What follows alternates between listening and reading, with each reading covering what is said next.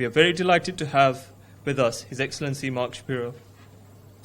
Mark Schapiro, a career member of the United States Foreign Office, began serving as Deputy Chief of Mission at the U.S. Embassy in Malta in July 2017. Prior to arriving in Malta, he served as Director of Turkey, Greece, Cyprus at the National Security Council from 2015 to 2016. Much of his career has focused on the Middle East, North Africa, and Southern Europe. Mark has completed overseas tours in Damascus, Rome, Baghdad, Mosul, Lyon, in addition to advanced Arabic language training in Tunis. Mark speaks English, Arabic, French, and Italian. He is joined in Malta by his wife Sarah, a curator and a writer specialized in contemporary art and photography. Mark has experienced closely the Islamic culture in different Muslim countries. So tonight, his contribution to this Iftar will be very interesting and enlightening. I would like to request for him the closing speech. Thank you. Assalamu alaikum, everyone. Ramadan Mubarak. Thank you very much for that kind introduction, and thank you very much to Atif and the Ahmadiyya Muslim Jamaat here in Malta for their warm welcome when I visited them recently. And thank you very much for inviting my wife and me to break the fast with you this evening. We're roughly halfway through Ramadan now. From my experience living and working across the Middle East and North Africa, that means that now, in the second Ashura, you're more or less used to the rhythm. It is not easy to do business in the Muslim world in the afternoons of the first week of Ramadan, I can assure you. Still, everyone in this room, you have all listened to plenty of speeches in your lives, and I think they all have one thing in common. You never said, "Gee, I wish he spoke longer." Particularly as I am now the only thing separating many of you from breaking the fast, I ask for your sympathy and understanding. I would like to take a moment to salute your message and your disciplined efforts to promote openness, tolerance, and interfaith dialogue. Love for all, hatred for none. It's so simple and so powerful. We know this, right? So why is it so hard for us to achieve? An end to war. And it is particularly admirable to stay firmly committed to this message, to love, to openness, in the face of the significant persecution the Ahmadiyya community has faced in its brief history. Now I say brief, 1889, nearly 130 years ago, that's a long time for us Americans. But alongside other religions, countries, and cultures of the world whose histories go back thousands of years, we're both relatively young.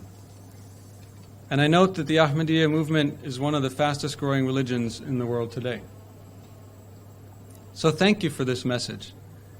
Indeed, what unites us, what we share, is far stronger than what divides us. It seems so often in our world today that we have to keep repeating this message, that we have to teach and reteach the value of tolerance and mutual respect. Sometimes it feels like nobody's listening. In America, our commitment to freedom of religion is sacred, but at the same time, we acknowledge in the first lines of our Constitution that we are forever in pursuit of a more perfect union.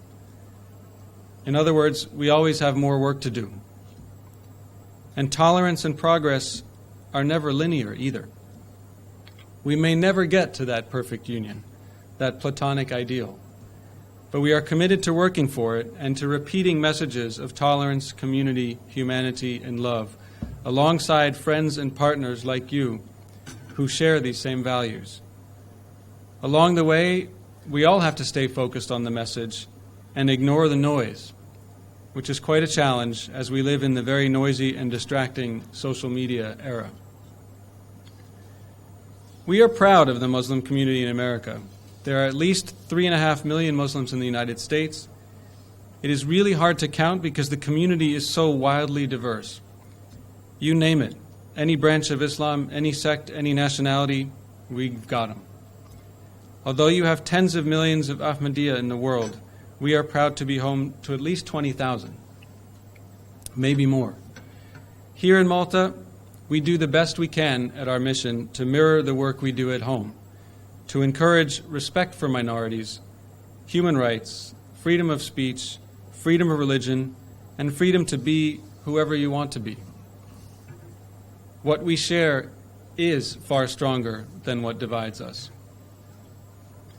After my recent discussion with Atif, I thought about Joseph Campbell and his book, The Power of Myth.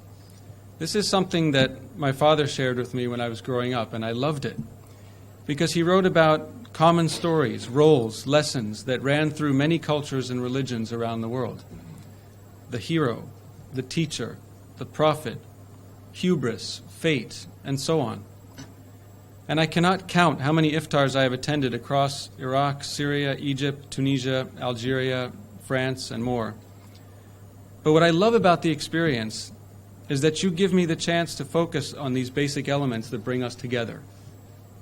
The community, sharing, food, breaking the fast. What are the basic needs that everyone has on this planet? Maybe doing laundry too. And looking inside ourselves to purify our bodies and our souls as you do during Ramadan, to make the world a better place by making ourselves better people, all through love, as you say. Thank you once again for giving us the honor of sharing this iftar with you. Wishing you all peace, love, and health for you and your families this month and for the year ahead.